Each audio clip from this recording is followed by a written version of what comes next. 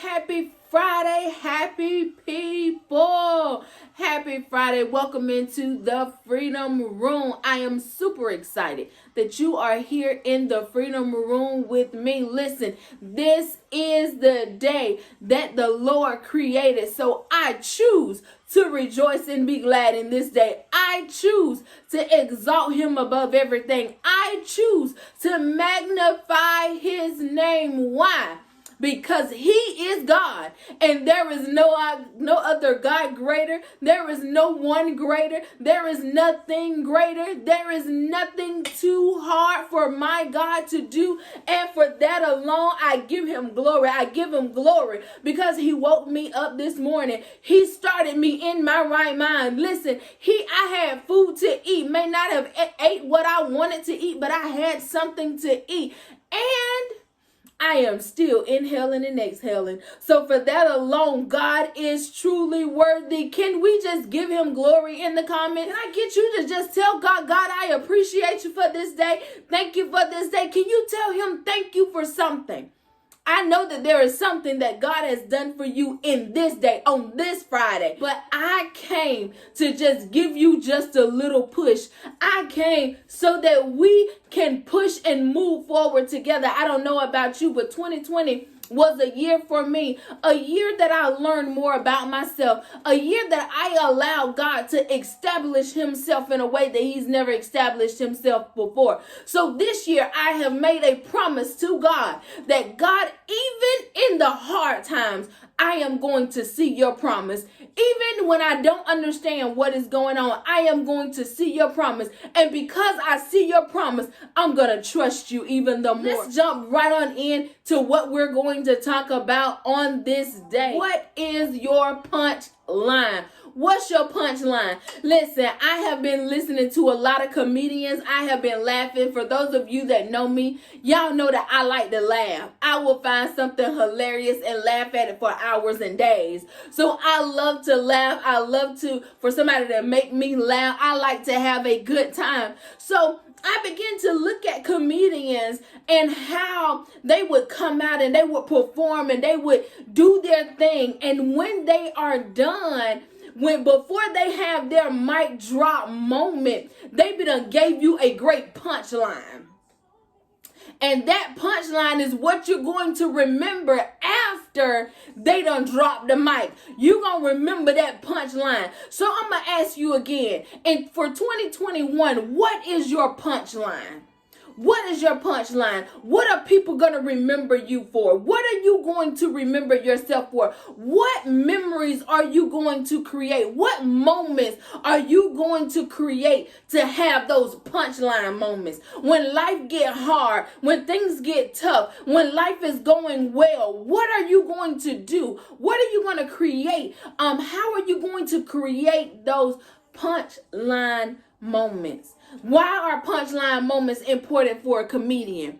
Those are moments where they drive the joke home. They drive it home, and that's when they are hoping to get to a point when they drive that punchline that everybody begins to laugh and begins to celebrate a good joke. They begin to celebrate a good joke. So what moments are you going to create? Are you going to allow God to create in your life so that he can give you a punchline? Listen, that punchline is for the enemy. When the enemy say you ain't gonna make it, when the enemy say you ain't gonna be anything, when the enemy say she gonna fall again, when the enemy says this is not gonna happen, this sickness gonna take them out, or this or that is going to happen, you got to give the enemy a punchline. What is your punchline going to be? What are you going to do? How are you going to create a punchline? Philippians 3:15-21 is so amazing to me. And I begin to talk to God about comedians and what was happening and what was going on. And listen, God, I need a punchline. I need a moment where it's just like, okay, I'm just going to do this. I'm going to do this and I'm going to see what God is going to do. I'm going to shut the mouth of the naysayers. Listen, we're going to shut the mouths of the naysayers because when a comedian come out, people are like, oh, they don't look funny. They ain't going to be funny or this ain't going to happen. or that joke right there ain't gonna be funny. But then when they drop that punchline down on them, and they be like, oh, that was funny, or oh, that was good. So Philippians 3, I'm gonna go back to verse 10, and it says, it talks about how we're in this race. And the Message Bible is my favorite part of it. It talks about how we're in this race and we can't be focused on the people that are beside us. When a comedian comes on, his job is not to focus on who's coming behind him, who went before him, or what comedians are out in the audience. His job is to make a moment where everybody begins to celebrate what he has done. We don't look, yes, as believers, we don't look for people to celebrate us. We don't look for things that happen. But what we do is we create moments in our life that our light can shine in the world, that men will see our gifts, will see the calling, will see who God created us to be, to see his glory and glorify him. So that is our punchline. Our punchline is to create moments that the people will see God and glorify him, that the people will be drawn back to God. The Bible says that we are to go out and make disciples of men. I can't make disciples of men if I ain't got no punchline. If I ain't willing to tell my testimony, if I ain't willing to put some things out there. And the comedians that I was listening to, listen, they was taking their real life, things that cause pain in their life. Kevin Hart said it best, laugh at my pain. Listen, I went through some hurtful stuff. I went through some stuff that's supposed to have taken me out. But I am going to use that. What the enemy meant for bad, I am going to turn around. I'm going to use it to glorify the Father. So we take the things that we've gone through and we create moments. And we give God a punchline so that the people can see who God has been in our life and give him glory. And give him glory. So Philippians chapter 3 say, listen, don't focus on the people that are around you, because the people that are around you are going to try to get you off track. It's going to try to get you off the race. It's going to try to get you off of where God is trying to take you. But I need you to stay focused. He said, I need you to stay focused. Pay attention to where you're going. Don't pay attention to the people that's veering off to the left and the right. The people that have stopped the race. But you got some people that are running with you. You got some people that are on the sides cheering for you. You got some people that are sitting in your audience looking, waiting on your punchline. So not only they can give God glory for you, but they can give God glory with you. Let your light shine that men will see God and they will glorify him. Let your light shine so men can be drawn to God. Let your light shine. How do I let my light shine? You got to open your mouth and begin to testify about the things that God is doing in your life. Testify about the things that God is doing in your life. On this race, we can't focus on what happened so much in our past that we allow ourselves to look back so much at our past and we turn into a pillar of salt. Hello, does that remind you of somebody? We don't want to turn into a pillar of salt, but we want to look back and we want to rejoice on where God has brought us from. God is taking you to a place. So we got to remember our past. We got to remember our past, and in our remembrance, allow that remembrance to cause you to appreciate the place that God has placed you in. When we look back over our life, as the old saints would say, it causes my soul to rejoice in the Lord. Why? Because God has brought me through some things. God has brought us through 2020. When many didn't make it, when many was sick in their body, God allowed us to make it through 2020. There is a reason you made it over into 2021. So what are you going to do with the fact that God allowed you to make it over into 2021? Create a tabernacle. Every time God brings you through something, every time you remember a time that God has brought you through, you stop and you create a tabernacle and you begin to worship and you begin to praise and give adoration to him, letting him know, God, I appreciate what you are doing. You got to remember your past. Remember your past. Don't veer to the left or to the right. Keep your eyes on God. Keep your eyes focused on God. Allow the people that are running this race with you to run at their pace. Some may pass you.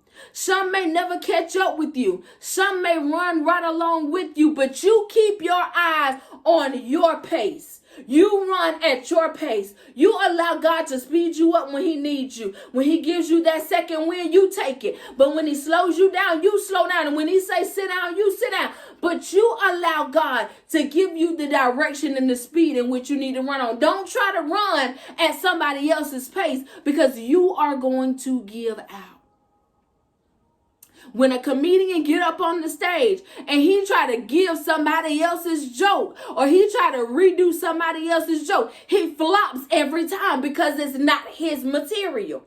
It is not something that he created. It is not something that he thought of. It is not something that he birthed out. So therefore, every time you try to birth out something that doesn't belong to you, it is going to fall on dormant ground. So you got to make sure that you're birthing forth and you're running at a pace where you're only birthing what God gave you to birth forth. Every dream, every vision, every goal, it has to come from God so that when you get before the people, you will not flop. But you will be able to stand and show the people who God really is. So you got to focus on your future. Write your vision. Make your vision plain. Believe in what you have saw, what God have allowed you to see. Believe in what you hear. Believe in the fact that God is never going to leave you, neither will he forsake you. Believe in what and who he has created you to be. Every comedian have their uniqueness. They're unique in their own way. They are known for something. Kevin Hart is known for, you gonna learn today. You gonna learn today that joke that he told about his daddy. You gonna learn today. He is known for that. There's other comedians that are known for other things. So there is something unique about you that you gotta let the world know what you are known for. I used to pray all the time, Lord, please give me a voice to sing. Lord, I want to sing. I ain't no single. I will pray you under a bench. I will preach you under a bench. I will talk to you about the Lord under a bench. I will even make you laugh. That is who I am. But I ain't finna get up here and try to sing. My sister Keisha can sing. And every chance I get her to sing for me because she got the gift that I want. But the Lord didn't give it to me. So guess what? I have to help push her in her lane. And I got to stay in my lane. And I got to run my race. And do what I'm called to do. And do what I'm called to do, how I'm called to do it. And let her do what she called to do, how she is called to do it. Because I don't want to get so mixed up. Because when I try to run somebody else's race, I step into a realm that I am unfamiliar with. And God cannot hold me and keep me together in there. So we got to create places. We got to create punchlines. When we are moving and we're running with God, what is your punchline? Your punchline is to create moments where you are going to put God on display. Put God on display. Let the world see who he is, and you give him everything God has given you. Put God on display. And how do we put God on display? By following his direction, by letting him lead this race, by letting him drive our vehicle to where we need to go, allowing God to give us what it is we need. We pay attention, we listen at what God is doing, and we obey the word of the Lord. You remember last week I told you, what did I tell you? I said Moses obeyed the word of the Lord. Job trusted the word of the Lord. And because they both did that, guess what? They got what it was God had ordained for them to have. I can't have what God has ordained me to have if I don't pay attention to what God is doing and I remain focus. This is the year of the punchline. This is the year of punch lines, when we are giving the world everything that God has given us, and we are causing people to be drawn back to God. We are causing the people to be drawn back to him because of the gifts and the callings that he has placed on the inside of us. So listen, we follow Christ. What do? Let me back up. We remember our past. We remember the place that God has brought us from. We focus on our future. We focus on the vision that God have given us. It's possible for you to accomplish everything that God has given you to accomplish. And then we follow Christ. We follow him wherever he is leading us, wherever we're going, wherever he need us to go, wherever he need us to lay a punchline at, wherever he is going to use us to create a punchline moment. We allow him to create those moments so that the people can be drawn back to him. We got to keep our ears in tune to what the word of God is saying, or the direction that God is giving him. So I pray on this day that God remove the scales from your eyes and he unclog your ears from all the filth, all the ungodliness, or everything that is hindering you, the doubt, the confusion, the people that are leading you in the wrong direction. I pray that God will unclog your ears so you can hear clearly what the Spirit of the Lord is saying to the church. Who is the church? We are the church. We are the church that sits on a hill, that our light cannot be hidden. So every time that God places us on the hill, every time God places us in a place so that our light can shine, we got to deliver punchlines. We can't deliver punchlines if we're not following the direction of God. We can't deliver a punchline if we're not obeying what the word of God says. We can't deliver a punchline if our life isn't true to what we are saying. Lastly, we got to eat the good of the land.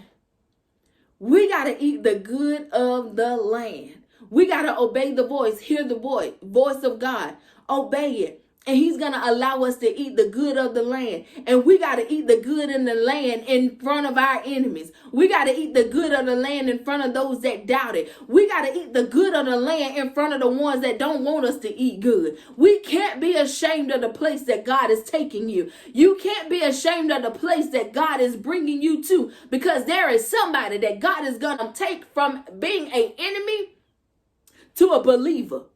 And he needs you to be sitting at the table. And he needs you to be partaking at the table. So we got to make sure we're doing what it takes to be able to sit at the table, so he can prepare a table before me in the presence of my enemy. And I'm not talking about the girl down the street that's talking about you. I'm not talking about you. I'm talking about that coworker that don't like you. Or I'm not talking about that friend that don't know that you know that they talking about you. I ain't talking about them.